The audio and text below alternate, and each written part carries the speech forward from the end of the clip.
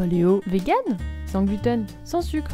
Le jeûne, il n'y a rien de mieux. Ah, moi, mon truc, c'est vraiment la chrononutrition. Il faut absolument manger cru. Non, mais le café, c'est vraiment pas yogique.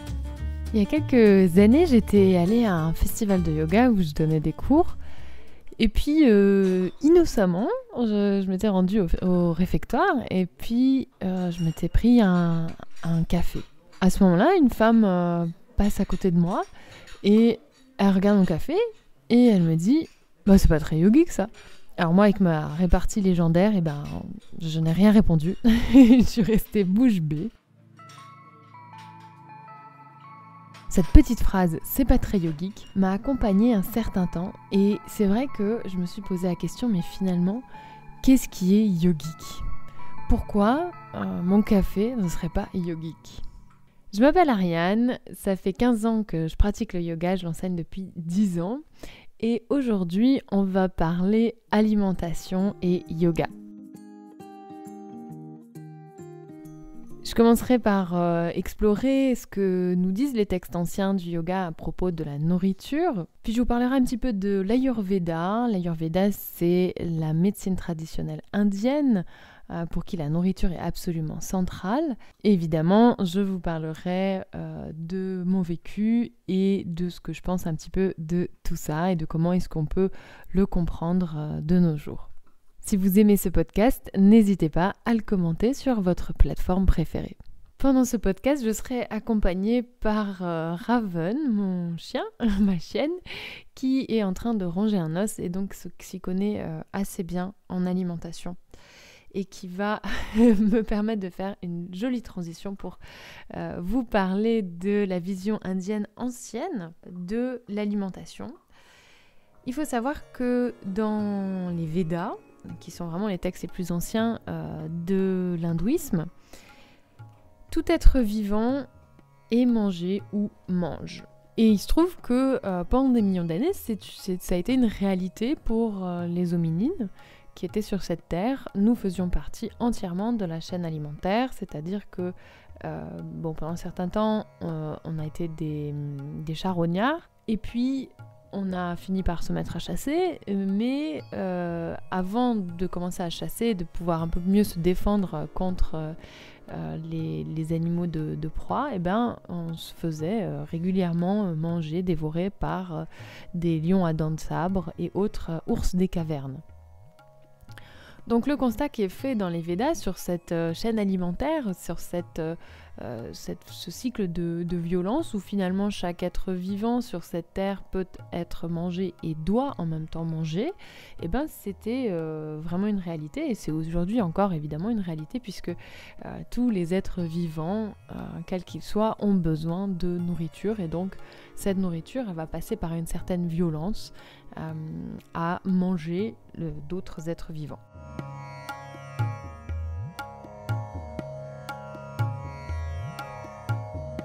Cette vision du monde, en fait, elle fait partie de ce qu'on appelle le samsara.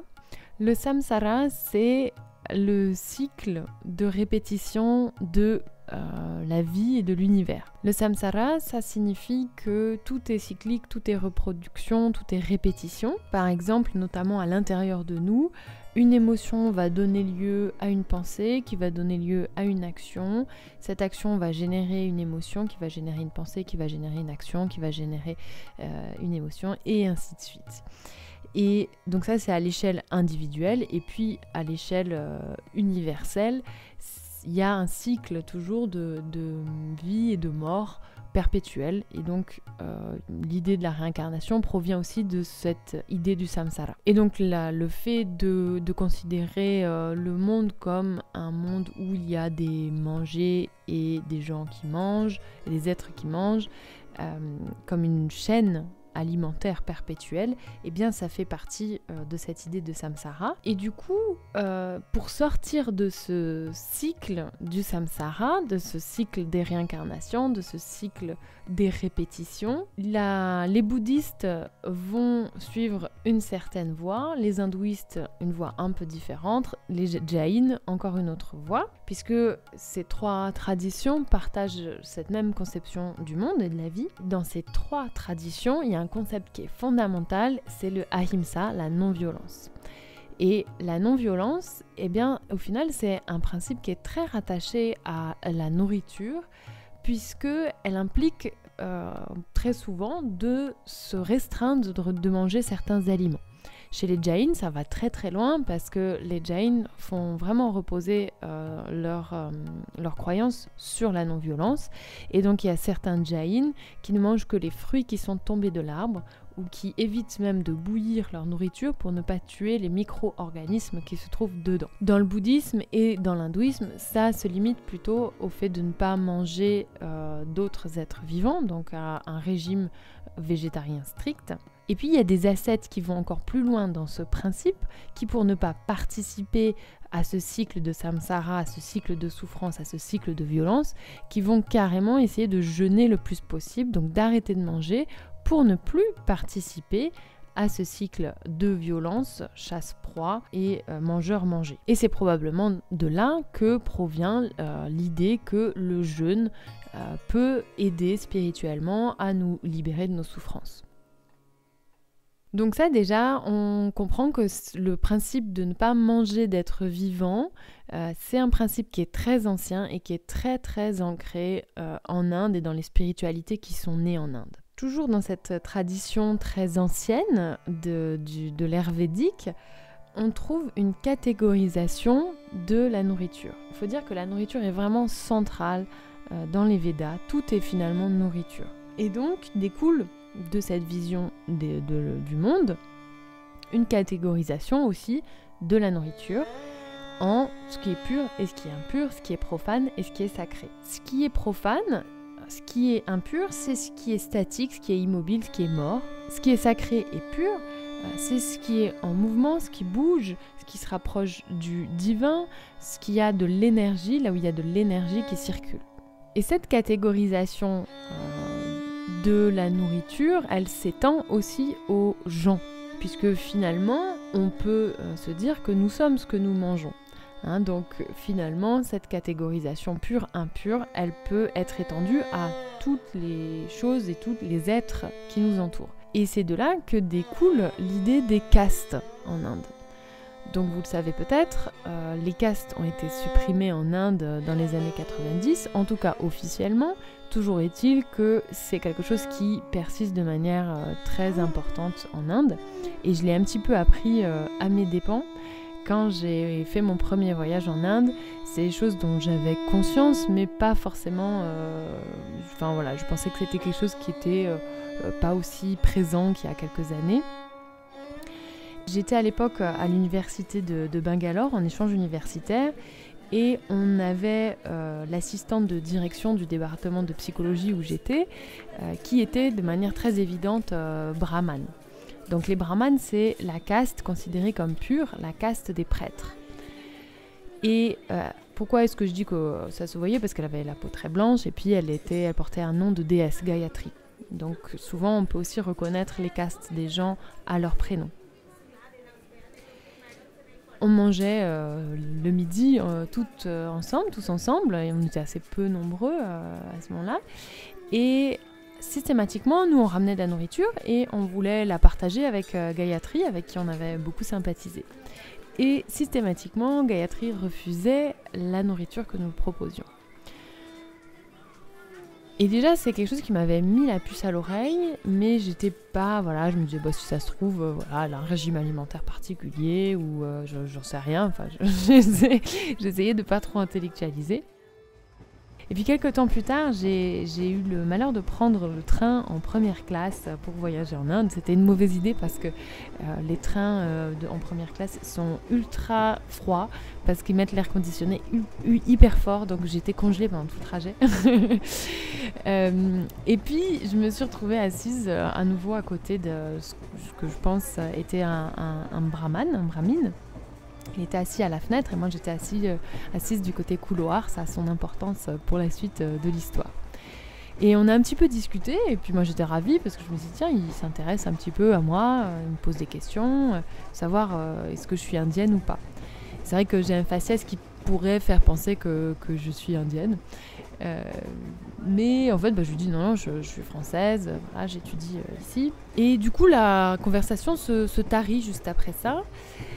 Et j'ai compris par la suite qu'en fait, il voulait s'assurer que j'étais étrangère. Et en fait, en Inde, les étrangers sont considérés comme des Dalits, des personnes impures. Les Dalits, ce sont les intouchables. Et ce sont les personnes qui s'occupent de tout ce qui est considéré comme impur en Inde. Donc c'est eux qui vont s'occuper des feux de crémation, notamment à Varanasi, là où les cadavres sont brûlés, puisque c'est eux qui s'occupent donc de la mort. Ce sont eux qui s'occupent en général des excréments, donc qui nettoient les toilettes, etc. Souvent les pêcheurs aussi qui pêchent du poisson en Inde font partie de castes très très basses également. Et donc voilà, ça c'est les catégories de castes, juste pour vous permettre de comprendre un petit peu mieux.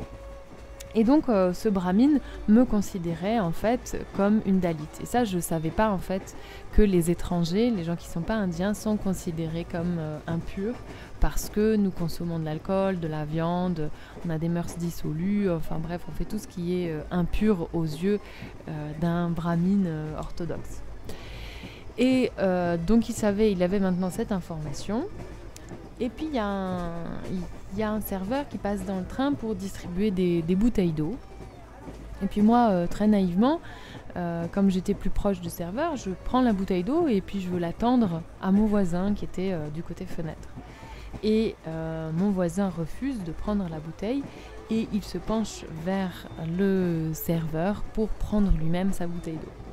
C'est un tout petit geste qui peut passer inaperçu, mais en fait, quand on connaît le contexte, c'est quelque chose qui m'a évidemment blessée, puisque je me disais que ce monsieur, il me voyait comme quelqu'un d'impur, et c'est vraiment pas quelque chose d'agréable. Et en même temps, voilà, c'est comme ça que les Indiens appréhendent le monde. Et voilà, donc c'est une petite histoire pour illustrer que la catégorisation des gens passe aussi par la catégorisation de la nourriture, par ce qui est pur et ce qui est impur. L'Ayurveda reprend vraiment cette idée de catégorisation de la nourriture. Donc l'Ayurveda, comme je vous le disais au début de ce podcast, c'est la médecine traditionnelle indienne. Ayu signifie la vie et Veda, c'est la connaissance. Donc c'est la connaissance de la vie. Et dans l'Ayurveda, la nourriture a vraiment une place de choix. Elle est considérée comme étant l'élément qui va nous garder en bonne santé. Et donc, très très tôt dans l'histoire, l'Ayurveda va catégoriser la nourriture. Et c'est notamment grâce à l'Ayurveda que nous avons 5 goûts différents. Bon, ça, c'est une petite information que je vous donne pour briller en société. Le fait qu'il y ait de la nourriture salée, sucrée, acide, amère ou astringente, ça nous vient de l'Ayurveda qui avait déjà catégorisé ces différentes saveurs. On retrouve cette catégorisation de la nourriture donc dans ce que je vous disais juste avant, le fait qu'il y ait une nourriture qui soit tamasique, qui est donc morte et donc impure et donc mauvaise pour la santé, une nourriture qui soit rajastique, c'est-à-dire qu'il y a du mouvement, il y a un petit peu de prana, un peu d'énergie dedans, et puis une nourriture qui soit sattvique, sattva, qui soit donc éthérée, divine, pure, et surtout où il y a de la vie, il y a beaucoup de prana dans cette nourriture, donc c'est une nourriture qui va être vraiment, qui va nous nourrir profondément et être bonne pour la santé. Alors du coup, chaque aliment est catégorisé un petit peu en fonction de s'il a plus ou moins de prana. Mais ce qu'on peut vraiment retenir dans les principes de base de l'Ayurveda, c'est que plus la nourriture va être fraîche, vivante, et plus elle va être bonne pour la santé. Donc l'idée, c'est vraiment, pour être en bonne santé, de consommer de la manière la plus locale possible et donc idéalement d'avoir son propre potager et de cultiver ses propres légumes avec beaucoup d'amour, et c'est là que vous aurez le plus de prana dans votre nourriture. Il est aussi important de noter que dans l'Ayurveda, la nourriture doit être cuisinée. Il faut mettre de l'amour dans sa cuisine, hein. Plus on va y placer d'amour et plus il y aura aussi de prana dans la nourriture. Et alors ça c'est quelque chose qui m'interpelle parce que je sais à quel point il existe différents régimes alimentaires plus ou moins à la mode en ce moment. Et souvent ces régimes sont rentrent en contradiction les uns avec les autres. Et c'est notamment le cas des régimes crus. En fait, dans l'Ayurveda, ce qui est cru c'est pas très bon pour notre santé et je vais vous expliquer pourquoi. Dans les Védas, donc toujours dans ces textes très anciens, il y a un avatar de Shiva. Shiva, c'est donc le dieu des yogins. Et un de ses avatars anciens, c'est Rudra, Shiva Rudra. Et Rudra, c'est vraiment le Shiva sauvage, le Shiva ancien, qui est le dieu de la foudre, de la destruction, mais aussi le dieu de la médecine et de la connaissance. En fait, il symbolise deux extrêmes, un côté qui est négatif, un côté qui est positif. Et Rudra, il a donc la foudre d'une main, mais il est aussi parfois symbolisé par le soleil dans une autre main. Soleil qui, évidemment, nous permet de vivre et de prospérer. Et donc, Rudra, en fait, symbolise Agni. Agni qui est le feu. Et c'est un élément qui est ultra important dans la tradition indienne, le feu. Et dans les Védas, il est dit que nous avons un feu intérieur qu'on appelle Pranagni, qui est Prana, c'est l'énergie vitale dont je vous parlais déjà un petit peu, et Agni, c'est le feu. Et donc c'est ce souffle et ce feu qui nous permettent de vivre, de faire vivre notre corps mortel. Et donc pour vivre en bonne santé, selon l'Ayurveda, il est essentiel de pacifier Agni, notre feu intérieur. En Ayurveda, on pense que le feu se situe au niveau de notre ventre. Et quand on pense à un feu, on se dit, en fait, ce feu, il ne faut pas qu'il soit trop fort pour tout, parce qu'il détruirait tout, comme le Rudra et sa foudre. Mais il ne faut pas non plus qu'il soit trop faible, parce que s'il n'y a plus de soleil, il n'y a plus rien qui vit non plus. Et dans les Védas, il est dit que pour pacifier Agni, il faut faire une offrande ou une absorption de soma. Alors qu'est-ce que c'est que le soma ? Je voulais vous en parler aussi parce que je trouve que c'est intéressant, parce que le soma, c'est vraiment un élément dont on parle beaucoup dans les textes anciens et on ne sait pas exactement de quoi il s'agissait, mais on pense que c'était une plante hallucinogène de type ayahuasca qui permettait aux ascètes ou aux brahmines, aux prêtres, d'atteindre des états de conscience modifiés. Le soma, c'est considéré comme le nectar des dieux, donc les dieux consommeraient du soma, et c'est à la fois une nourriture qui est, où il y a certaines toxines, mais qui permet aussi de nourrir en profondeur, d'inspirer, de voir au-delà de la réalité que nos yeux nous offrent. Et c'est donc l'idée que dans toute médecine, il y a des effets secondaires. Le soma, il contient à la fois du pur et de l'impur, du profane et du sacré. Je trouvais ça intéressant de vous parler du soma parce que, en fait, ça me fait penser au fait que finalement, comme dans les régimes alimentaires où il y a des modes, où il y a des choses où on dit « Ah, ça c'est génial » et puis en fait après on dit « Ah mais non, mais ça c'est nul », les plantes hallucinogènes ont un peu cette même histoire en fait, puisqu'on sait qu'il y a beaucoup de peuples premiers qui utilisent les plantes hallucinogènes comme une médecine de l'âme, et que ça a été, on a retrouvé ces plantes dans les années 60 avec la vague hippie, et qu'on a beaucoup utilisé ces plantes hallucinogènes, et notamment le LSD et la mescaline aussi, pour parfois se rapprocher de Dieu et avoir des expériences mystiques. Et puis avec l'ère Reagan aux États-Unis, il y a eu un retournement à 180 degrés, et toutes ces plantes hallucinogènes ont été vraiment vues comme étant le diable et le mal. Et donc, toutes les recherches scientifiques se sont arrêtées sur ce sujet pendant de nombreuses années. Aujourd'hui, on commence à avoir des propos un petit peu plus nuancés sur ces plantes hallucinogènes, et à voir que peut-être elles pourraient avoir des effets positifs sur notre psyché. Mais voilà, je trouve que c'est intéressant de vous parler du soma, parce que finalement, est-ce que c'est yogique, les plantes hallucinogènes? Eh bien, j'aurais vite tendance à vous dire que oui, puisque le soma était considéré, même si on ne sait pas exactement ce que c'était, mais cette plante hallucinogène était considérée comme une manière de se relier au divin.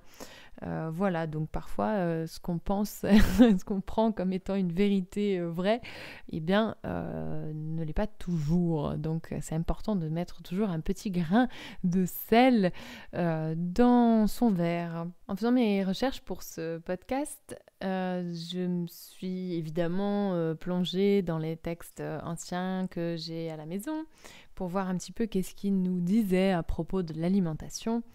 Alors, j'ai pas trouvé grand-chose dans les Yoga Sutras de Patanjali, mis à part toujours ce principe de ahimsa, de non-violence, qui fait partie des principes qui doivent être suivis par les yogins. Par contre, j'ai été assez ravie et étonnée de découvrir qu'il y avait des détails très pratiques sur ce que devaient manger et ne pas manger les yogins dans la Hatha Yoga Pradipika, qui est un texte beaucoup plus récent qui donne des instructions assez précises. C'est un des premiers textes très précis sur la pratique du Hatha Yoga. Dans le verset 58, il nous est dit que la nourriture onctueuse et savoureuse qui laisse un quart de l'estomac vide et qui est mangée pour la délectation de Shiva, voilà ce qu'on appelle alimentation mesurée. Donc on nous dit ici qu'il ne faut pas trop manger.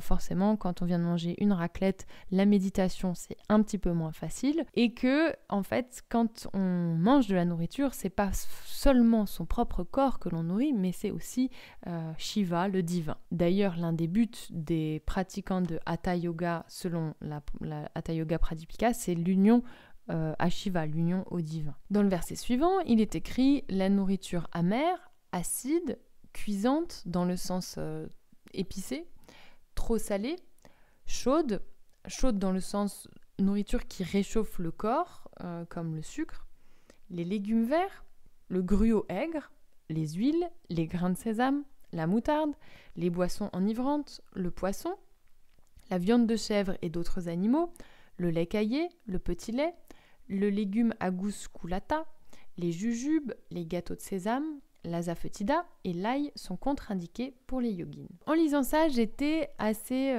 étonnée puisque il y a certaines choses qui contredisent l'Ayurveda, notamment le fait d'exclure certains goûts de l'alimentation. Or, souvent dans l'Ayurveda, il est recommandé d'avoir un petit peu tous les goûts dans son assiette. Le fait de dire que les légumes verts c'est pas très bon, ça j'avoue que j'ai pas vraiment bien compris. Par contre, il y a des choses qui, à mon sens, font vraiment sens. Quand je demandais à mon prof Émile Wendel qu'est-ce qui n'était pas recommandé dans l'alimentation yogique, lui il me disait il faut éviter les boissons excitantes avant de méditer, comme le thé ou le café. Donc Émile, lui, il aime beaucoup le café, mais il me disait qu'il n'en buvait jamais avant sa méditation, afin de ne pas avoir un esprit trop excité pour méditer. Et puis il me disait l'alcool, parce que c'est sûr que quand on a pris une grosse cuite la veille, le lendemain pour méditer, c'est pas idéal. Et puis il me disait l'ail et les oignons. Et en fait, l'ail et les oignons, il faut savoir que c'est vrai que ce sont des aliments qui sont assez peu digestes. Et donc, si on a des renvois tout le temps quand on est en train de méditer, c'est pas terrible. Donc en fait, on comprend qu'il y a certains de ces aliments qui ne sont pas recommandés puisqu'ils vont perturber la digestion, mais aussi des aliments qui ne sont pas recommandés parce qu'ils changent la température du corps, comme les épices ou la moutarde, la nourriture très sucrée apparemment qui ferait changer la température du corps. Et l'idée c'est évidemment d'avoir un corps qui soit entre guillemets le plus neutre possible pour pouvoir avoir une méditation qui soit stable en fait. Donc ça fait tout à fait sens. Concernant la jujube, apparemment c'est un fruit qui serait aphrodisiaque.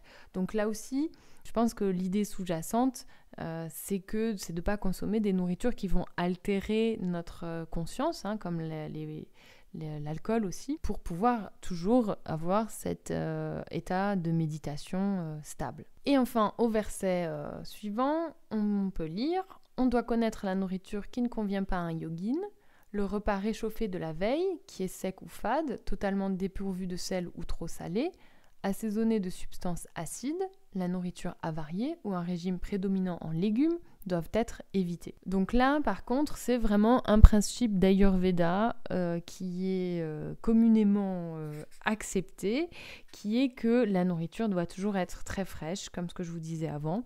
C'est-à-dire qu'il est vraiment déconseillé en Ayurveda de réchauffer sa nourriture ou de la conserver alors qu'elle a déjà été cuisinée. L'idée, c'est vraiment on prend la carotte et puis on la mange, on la cuisine d'abord et puis on la mange directement. Mais je pense que dans ce texte, c'est pas forcément vu comme un principe d'Ayurveda, la nourriture, puisque en fait, la bonne santé, j'en parlerai dans un autre podcast, mais la bonne santé, c'est pas du tout un des buts des yogins.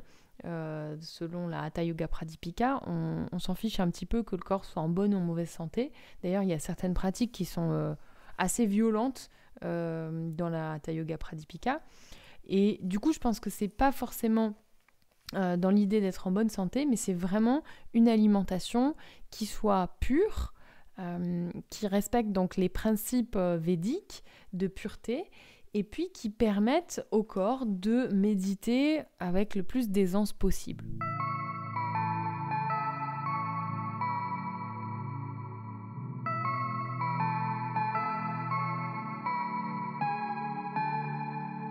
Alors, qu'est-ce qui est yogique et qu'est-ce qui l'est pas ? À part ce principe de ahimsa, de non-violence dans l'alimentation, essayer de réduire la violence et l'impact violent qu'on puisse avoir sur le monde pour ne pas alimenter la roue du samsara, la roue des souffrances, je pense que il y a certains principes qui peuvent être intéressants pour nous, de se dire je vais pas consommer des choses qui vont m'exciter ou qui vont m'alourdir et me faire dormir pendant ma pratique de la méditation. Mais je pense que tout est toujours question d'harmonie, d'équilibre.